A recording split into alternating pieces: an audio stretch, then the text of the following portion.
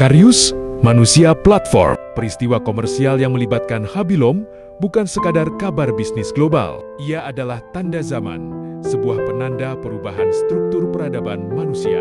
Dalam sejarah, manusia selalu hidup di dalam sistem negara, pasar, agama, industri, institusi. Namun, hari ini, kita sedang memasuki fase baru. Manusia tidak lagi hanya hidup dalam sistem, tetapi berubah menjadi sistem itu sendiri.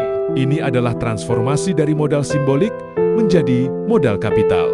Popularitas yang dulu hanya bernilai kultural, kini menjadi nilai ekonomi real. Atensi publik berubah menjadi komoditas, identitas menjadi aset, followers menjadi alat produksi, engagement menjadi tenaga kerja digital, algoritma menjadi mesin industri baru, relasi sosial direduksi menjadi metrik statistik. Ini rupa kapitalisme fase lanjut, di mana yang dieksploitasi bukan lagi tenaga fisik, tetapi kesadaran, perhatian, dan eksistensi manusia. Kekuasaan modern tidak lagi bekerja, terutama melalui represi, tetapi melalui produksi wacana, normalisasi, dan internalisasi. Di dunia digital, kekuasaan dilihat sebagai desain sistem. Algoritma tidak memaksa manusia, tetapi membentuk pilihan-pilihannya. Platform tidak mengontrol tubuh, tetapi mengatur kesadaran. Identitas digital bukan sekadar representasi diri, tetapi arsitektur kontrol sosial yang halus. Ketika wajah, suara, gestur, dan ekspresi manusia dapat direplikasi oleh AI, maka tubuh manusia memasuki wilayah baru. Ia bukan lagi sekadar entitas biologis, tetapi data, arsip, dan objek produksi. Manusia tidak hanya menjadi subjek, tetapi juga objek ekonomi. Fenomena ini sebagai bentuk rasionalisasi ekstrem modernitas.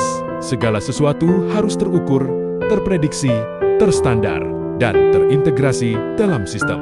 Bahkan kepribadian manusia kini masuk dalam birokrasi kapital, dikontrak, dilisensikan, dimonetisasi, dan diproduksi ulang. Karisma atau pesona yang dulu bersifat personal, kini diindustrialisasi. Inilah yang disebut sebagai ekonomi eksistensial, yakni sistem ekonomi yang tidak lagi hanya mengelola barang dan jasa, tetapi mengelola keberadaan manusia itu sendiri. Lalu persoalannya adalah kesadaran manusia. Tanpa kesadaran, manusia tidak menggunakan sistem, ia digunakan oleh sistem.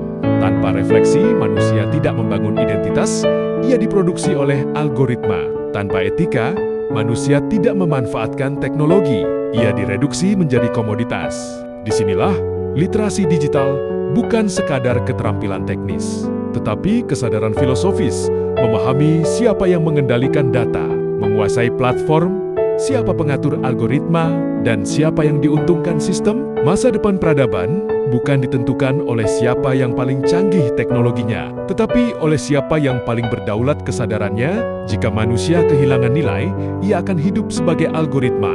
Sebab ketika manusia menjadi platform, dipertaruhkan bukan masa depan teknologi, melainkan masa depan manusia itu sendiri. Tabik, insya Allah panjenengan bejo sedayan.